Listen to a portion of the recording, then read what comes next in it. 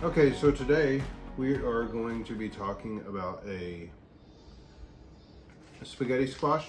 We planted this, and this is what we got. What is this? So, obviously, as it grew, it started out green, almost a yellow, a lot like what these would look like when they're real young, and then I started to see these patterns in there, and I noticed quickly, I was like, that looks different. It was growing much quicker than your typical spaghetti squash, which is what is funny is in this packet I had one plant that is your typical spaghetti squash come up and is growing just as it should, but we had two others that were not, and this is what they are producing, and they are producing a lot of these, and this is actually is on the smaller side. We had one person that we were talking to trying to figure out what this is or let them know what we found out it to be. It got up to 7 pounds 4 ounces, 13 inches long. I think this one right here is probably 8-9 inches long. We didn't weigh it, so I don't know, but anyway. So, yeah, this is what we grew, and we did not understand what it was. Yeah, we were pretty baffled by it. So we decided to bring it in and cut it up and see just basically what we were dealing with. And we weren't, at first we were like, well, maybe we let it get too big. It felt like a zucchini, and so we decided to go out and harvest a smaller one to see if the seeds were smaller and might look more edible. So we got the smaller one, and it turned out that they were all the same no matter what the size. So we said, let's just cook it and see what it's like. And so we started scraping the seeds, and we were kind of giddy because we were like, this is insane. We had never seen anything like it before. That's when we started noticing when we were scraping the seeds that the fibers, just like a spaghetti squash, when we were getting into the fibers, it was pulling out like a spaghetti squash. We're like, okay, Yeah, so that is a spaghetti squash, but kind of grows like a summer squash. It's not as prolific as a typical summer squash. It is softer. We did have, like I said, I've been in contact with another person who's growing that has the exact same thing. Growing it, they let it get a lot bigger, seeing if it would harden off like a typical spaghetti squash to see how big. Now, they didn't let it keep growing because I think they were saying it was up on a trellis or something. It was going to pull off the vine. They didn't want to tear it up, so they went ahead and harvested it at that 7 pounds 4 ounces that it was.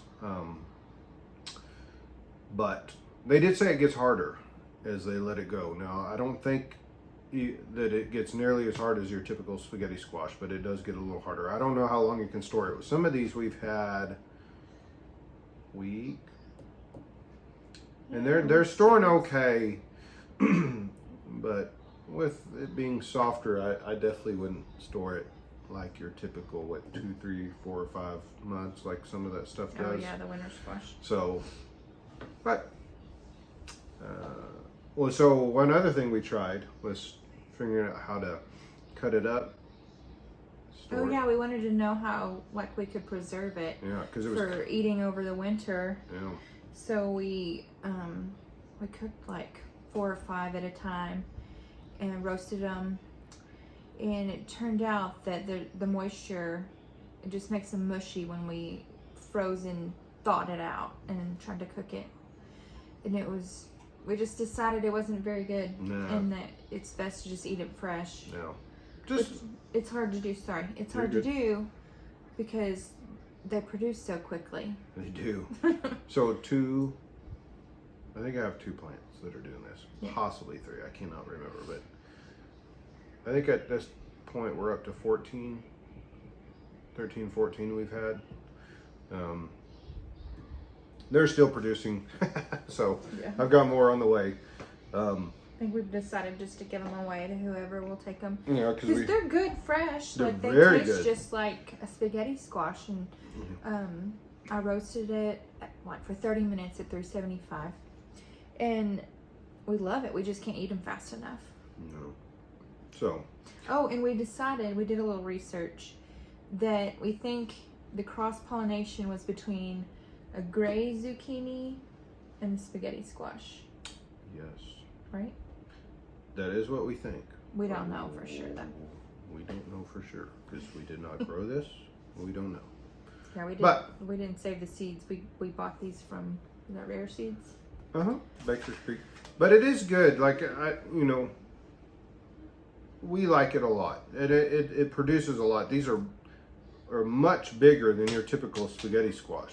You get more, and the flavor is fantastic. So we love it. If you happen to grow it, do not discard it or think that, oh, it's just not going to be as good, and cook it up and eat it. And if maybe you find a way that you can preserve it, we would like to know. Yeah, let us know in the comments because it is really good. Very good, and we don't like anything to go to waste around here. So I always like to find ways to make things work. And so, yeah, they've had a lot of people that have been like, so what is this? I've seen a lot of comments on Facebook on Baker's Creek and West Texas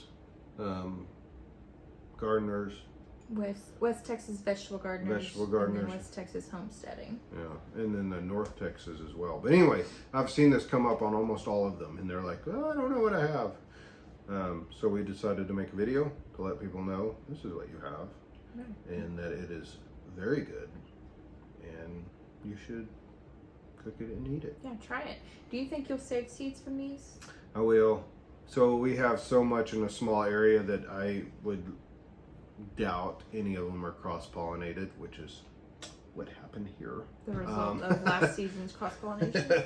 So there's no telling what I get next year. I've thought about saving out of a lot of them and just hoping that one of them didn't get cross-pollinated, which is likely, but I'd probably have to plant a lot, and I don't. As much as we like these, I still like this for the sake of how long it can be stored. Your typical spaghetti squash. But if this is a thing that is coming about and people are able to start this and grow this and save the seeds and start selling them, it is nice. It is very good, but I'm just worried about storage on this. And these are massive, so it's not like you need a lot to make a meal. In fact, I'm gonna get one that's a little bigger we have here. You know, I was gonna say, at least one of these, we're a family of 4, 5 As you can tell. come October. Yeah, that's the biggest one, right? Yeah, I harvested this a couple days ago. So. I think one of these would feed the 4 of us. Yeah. Don't you think? Yeah, and this one is almost a foot long. We haven't weighed it, but It's as long as your arm. you know, I have a typical spaghetti squash. Let me get one of those so you can see. Get a bigger one. If you're wondering why I've already harvested, we planted a lot of our winter squash super early. So they started producing much earlier, and you can harvest, so a lot of people don't know, you can harvest spaghetti squash as soon as it gets to the right color, size, doesn't grow. You look for your stem, but mainly the hardness of it.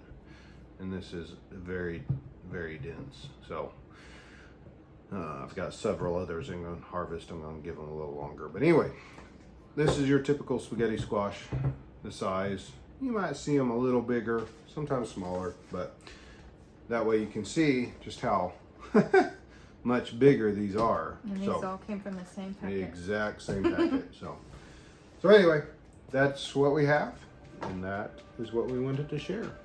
So, yeah. Thanks for joining us. See you next time.